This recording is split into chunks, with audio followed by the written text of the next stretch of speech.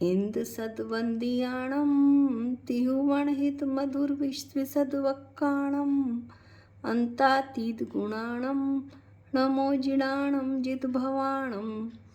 पंचअस्तिग्राय का मंगलाचरण करके हम गाथा 4 जिसका कि हमने अध्ययन किया था उसका एक क्विक रिवीजन कर लेते हैं। गाथा 4 में हमने 5 अस्तिकायों की विशेष संज्ञा, सामान्य विशेष अस्तित्व और कायत्व बताया था। 5 अस्तिकायों की विशेष संज्ञा यानी उनके नाम जय जीव, पुद्गल, धर्म, अधर्म और आकाश। इन 5 अस्तिकायों के नाम उनके अर्थ के अनुसार ही हैं, ऐसा बताया था। साथ ही यह भी बतलाया था कि जो 5 अस्तिकाएँ हैं इनका सामान्य और विशेष अस्तित्व है, सामान्य विशेष सत्ता है, क्योंकि वे उत्पाद व द्रव्यमयी सामान्य विशेष सत्ता में नियत हैं यानी व्यवस्थित हैं। तब यह प्रश्न उठता है कि अस्तिकाय और अस्तित्व अन्य अन्य होंगे? नहीं, पांचों अस्तिकाय का अस्तित्व से अनन्य हैं। पांचों अस्तिकाय अपने अस्तित्व से अभेद हैं, क्योंकि वे सदैव अपने से ही संपन्न होते हैं। तब अस्तिकाय अस्तित्व से अनन्य ही रहा, अस्तित्व में नियत नहीं हुआ।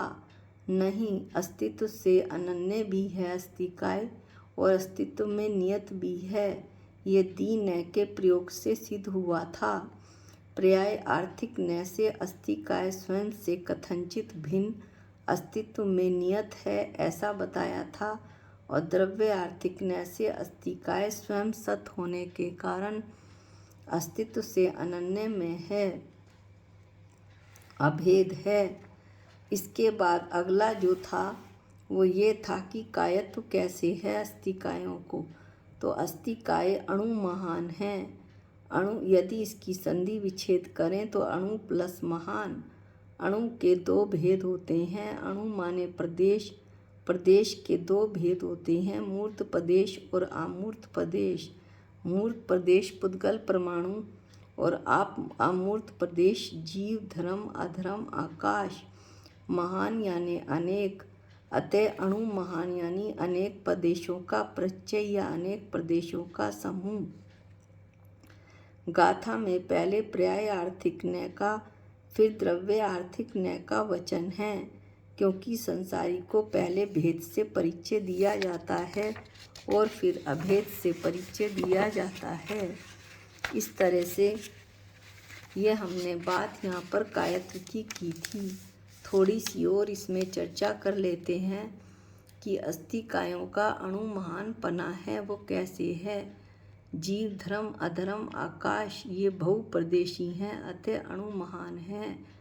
3 अणु से लेकर महास्कंद तक के पुद्गल बहुप्रदेशी हैं, अतः अणु महान हैं। द्विअणुक पुद्गल 2 अणुओं के कारण से महान हैं, अतः अणु महान हैं। पुद्गल परमाणु यद्यपि व्यक्ति अपेक्षा तो अणु हैं, लेकिन शक्ति अपेक्षा वो अणु महान हैं, बहुप्रदेशी है। कालाणु अणु महान नहीं है, क्योंकि शक्ति और व्यक्ति अपेक्षा भी महान नहीं है, अतः यह अणु महान नहीं है। इस तरह से गाथा 4 का रिवीजन, शॉर्ट रिवीजन पूरा हुआ। अब हम गाथा 5 का अध्ययन करते हैं। गाथा पाठ करते हैं। जेसिम अत्थि सहाहो गुणेहि सह पज एहिम विविहेहिम ते होन्ति अत्थि काया निप्पणम जेहि तैलोक्यम। अब हम अन्वयार्थ पढ़ते हैं। अन्वयार्थ यद्यपि उसमें संस्कृत में दिया हुआ है, लेकिन इसे हमने कोशिश की है कि इसे प्राकृत में बताया जाए। तो अन्वयार्थ ज्यों का त्यों पढ़ते हैं। जेसिम जिन्हें यानी पंच अस्तिकायों को, विविहेहिम विविध, गुणेहि सह पज एहिम गुणों और पर्यायों के साथ, सहाओ सहाव यानी अपने से अपनापन, अपनत्व है, अपने से अपनापन है पांचों अस्थिकायों को। इसके बाद है अस्थि। अस्थि यानी अस्थि हैं। ते वे कौन? अथिकाया। अथिकाया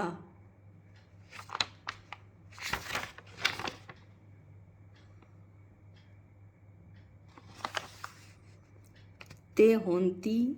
ते यानी वे, अथिकाया होंती, वे अथिकाएं हैं, अस्थिकाएं हैं। इसके बाद है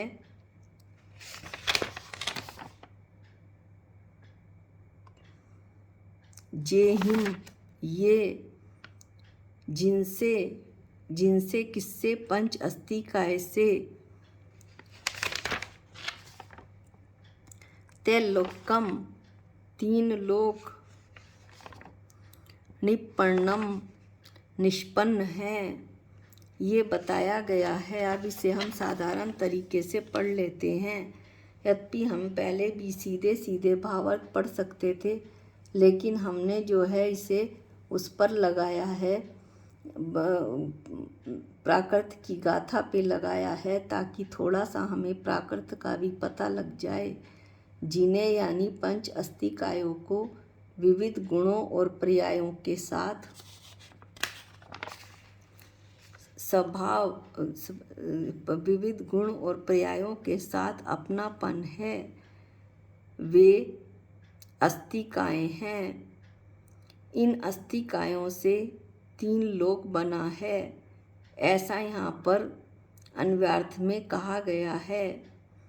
अब टीका में यह बता रहे हैं कि यहाँ पांच अस्थिकायों का अस्तित्व किस प्रकार है और कायत्व किस प्रकार है, यह कहा जा रहा है।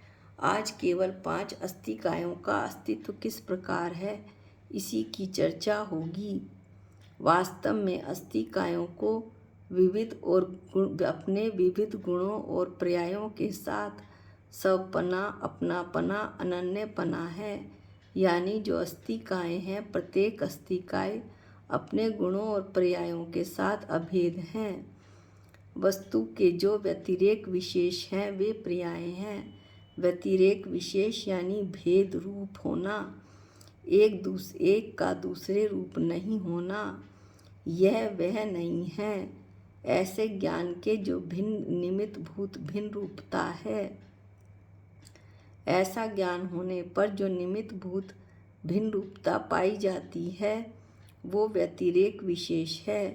एक पर्याय दूसरी पर्याय रूप न होने से पर्यायों में परस्पर भेद होता है। इसलिए पर्याय द्रव्य के व्यतिरेक विशेष हैं, भेद वाले हैं, भेद के साथ हैं।